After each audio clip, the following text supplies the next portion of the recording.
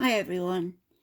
So yesterday, after the boys had done all the work in my garden, we went back to theirs so they could get changed, and it ended up actually us going out for an early dinner rather than a late lunch between the two.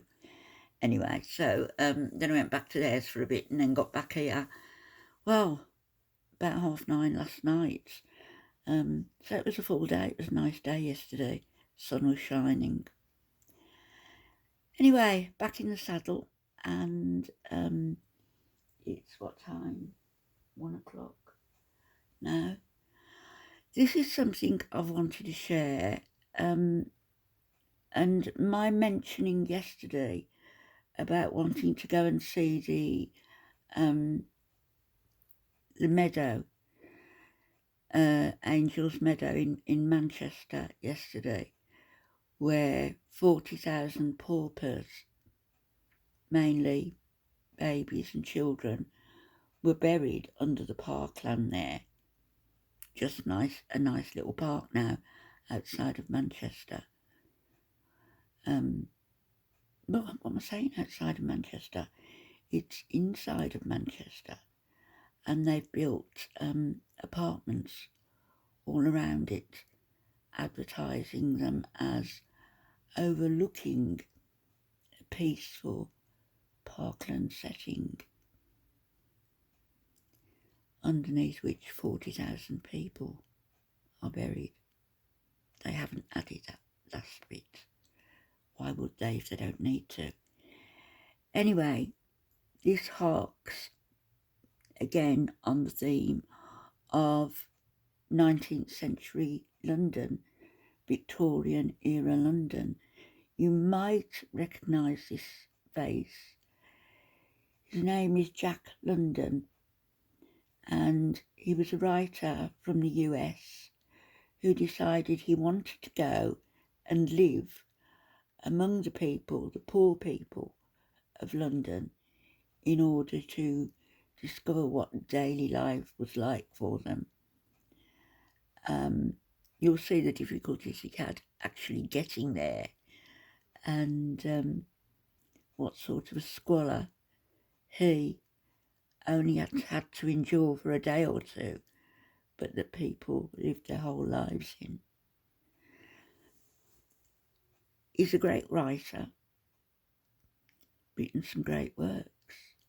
As an historian, I can, bow down to that. He has. But some people view him as a racist, which is such a common term levelled at so many people nowadays. It's becoming to lose its potency. But he was considered by some as being a racist and a bigot. I don't know. I don't know the man. I don't know what was in his mind. I just know he was a great writer, and almost, but not quite, a writer of the genre of Charles Dickens, if you like, the American Charles Dickens. This is only about 5 minutes long, not long, and it's a portion, an excerpt taken from his book The Abyss, and it's via the Fact Feast channel, which I will link for you. In 1902, Jack London, an American journalist and social activist, sought to discover the underworld of East End London. Having read the account of Victorian philanthropists that had gone before, his eyes had already been opened to the plight of the poor in the inner city slums. Yet, words were not enough. He needed to experience Children.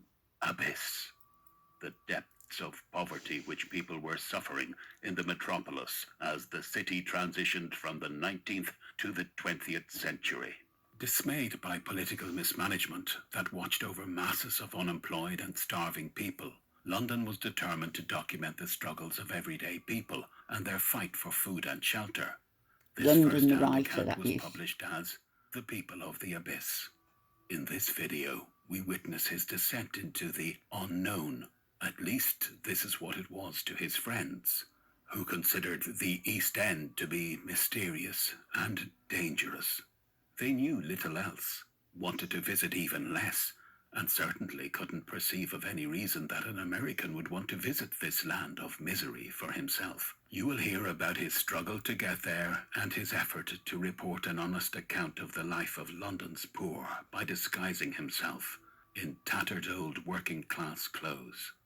Before we start, please consider clicking the subscribe button in the bottom right of your screen for more content like this. If you find this video interesting, I would really appreciate it if you could give it a thumbs up and share it widely with friends and family.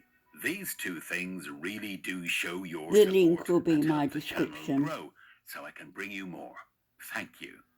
Check out the description for links to more interesting videos about the Victorians, and take a look at the channel page for even more content. But you can't do it, you know, friend said, to whom I applied for assistance in the matter of sinking myself down into the There East he End is. of London.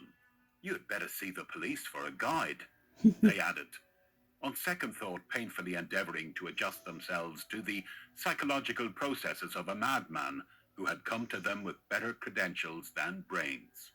But I don't want to see the police, I protested. What I wish to do is to go down into the East End and see things for myself. I wish to know how these people are living there, and why they are living there, and what they are living for. In short, I am going to live there myself. You don't want to live down there, everybody said, with disapprobation writ large upon their faces. Why, it is said there are places where a man's life isn't worth twopence. The very places I wish to see, I broke in. But you can't, you know, was the unfailing rejoinder. Which is not what I came to see you about, I answered briskly, somewhat nettled by their incomprehension. I am a stranger here, and I want you to tell me what you know of the East End, in order that I may have something to start on. But we know nothing of the East End. It is over there, The concrete somewhere. jungle. They waved their hands vaguely in the direction where the sun on rare occasions may be seen to rise. Then I shall go to Cook's, I announced. Well, they didn't know either, yes, the travel they agent. said, with relief. Cook's will be sure to know. They But didn't. Cook, Thomas Cook and Son, pathfinders and trail clearers, living signposts to all the world, and bestowers of first aid to bewildered travellers, unhesitatingly and instantly, with ease and celerity. Could you send me to deepest Africa, or innermost Tibet, but to the East End of London, Never. barely a stone's throw distance from Ludgate Circus? You know not the way. You can't do it, you know, said the human emporium of routes and fares at Cook's Cheapside branch.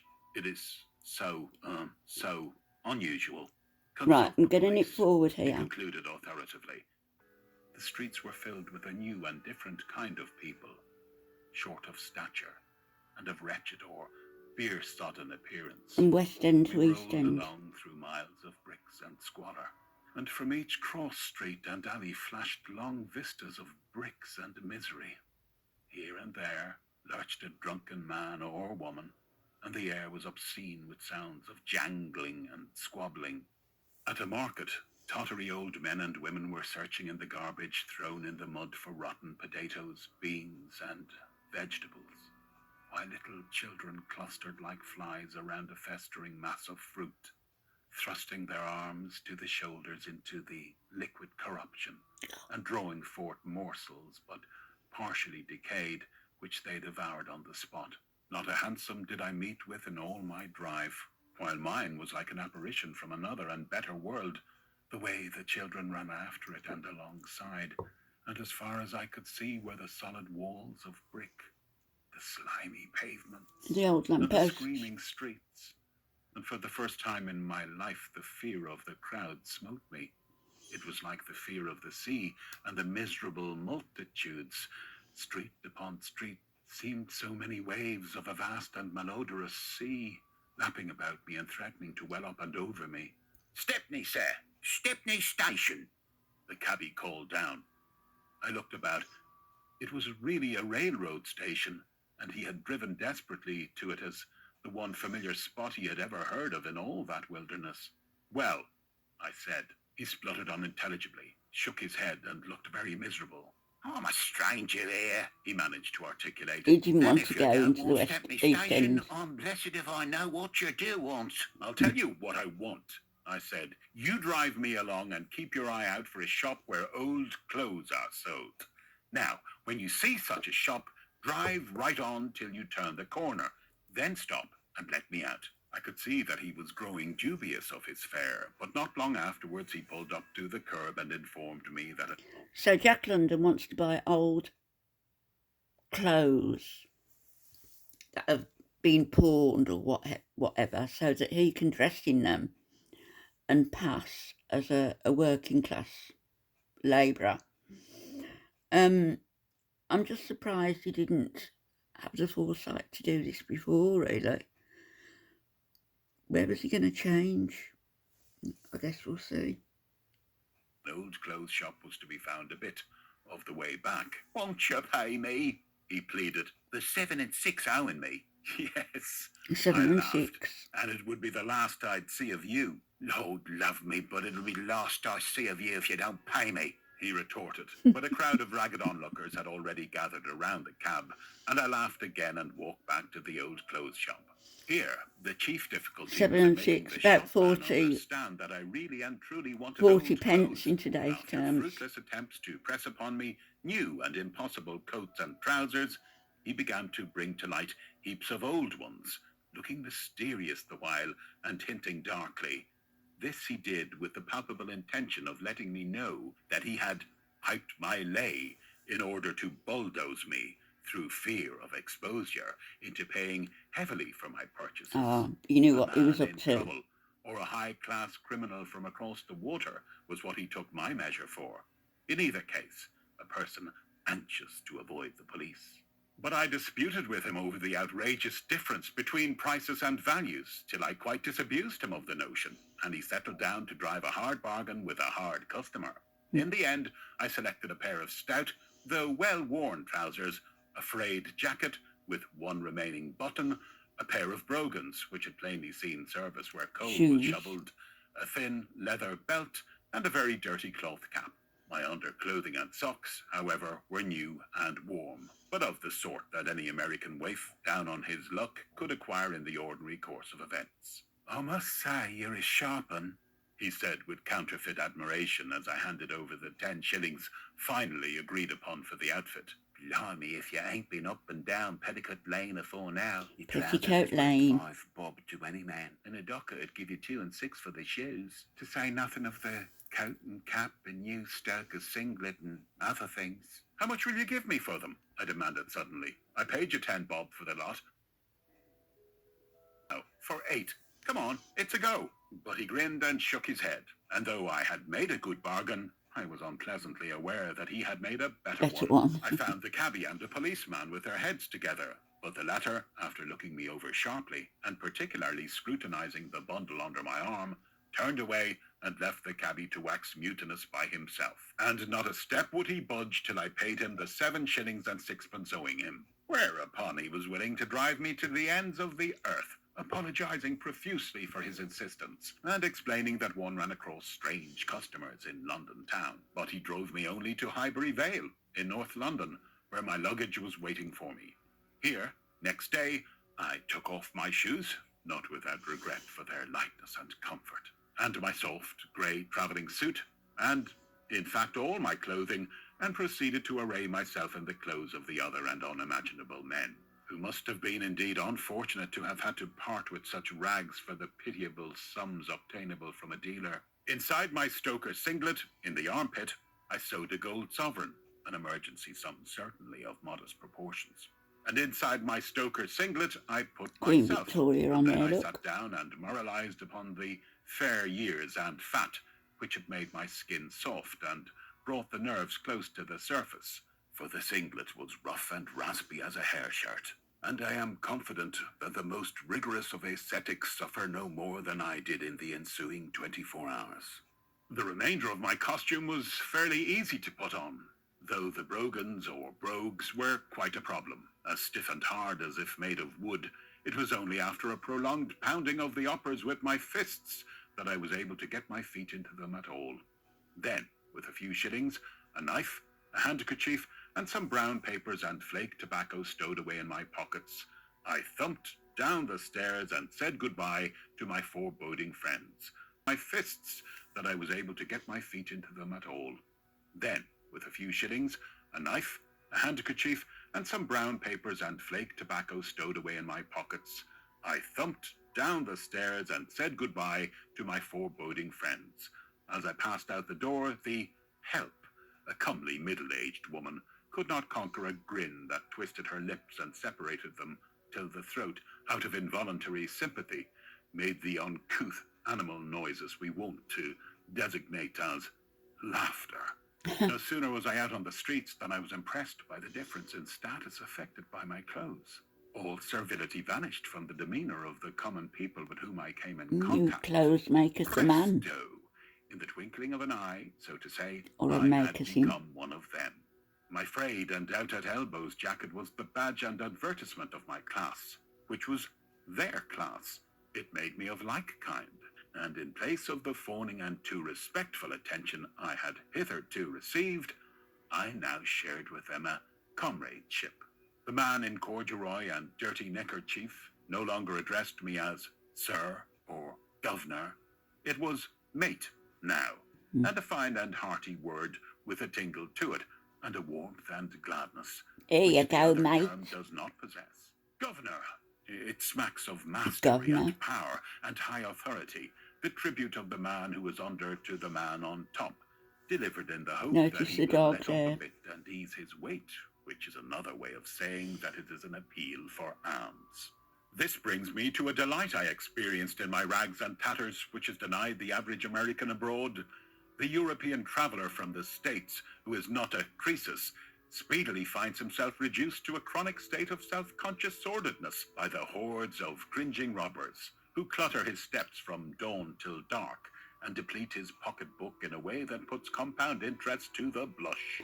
In my rags and tatters, I escaped the pestilence of tipping, and encountered men on a basis of equality. Nay, before the day was out, I turned the tables, and said, most gratefully, "Thank you, sir," to a gentleman whose horse I held, and who dropped the penny into my eager palm. Other changes I discovered were wrought in my condition by my new garb. In crossing crowded thoroughfares, I found I had to be, if anything, more lively in avoiding vehicles. And it was strikingly impressed upon me that my life had cheapened into direct ratio with my clothes. When before I inquired the way of a policeman, I was usually asked, "Boss or hansom, sir?" But now the query became, "Walk or ride?" Also, at the railway stations, a third-class ticket was now shoved out to me as a matter of course. But there was compensation for it all. For the first time I met the English lower classes face to face, and knew them for what they were. When loungers and workmen at street corners and in public houses talked with me, they talked as one man to another, and they talked as natural men should talk, without the least idea of getting anything out of me for what they talked, or the way they talked. And when at last I made it into the East End, I was gratified to find that the fear of the crowd no longer haunted me. I had become a part of it. The vast and malodorous sea had welled up and over me, or I had slipped gently into it. There was nothing fearsome about it, with the one exception of the stoker's singlet. Right, You've gone from I'm going drum to solos on your phone. go away. I'm going to later tonight, maybe. What I was thinking of doing is sharing the book, and with the intention of maybe when we've all listened to it, give it sort of till after the weekend. Where are we? Wednesday, Thursday, or maybe even the weekend if we have time. In part to discuss it, if you'd like to do that.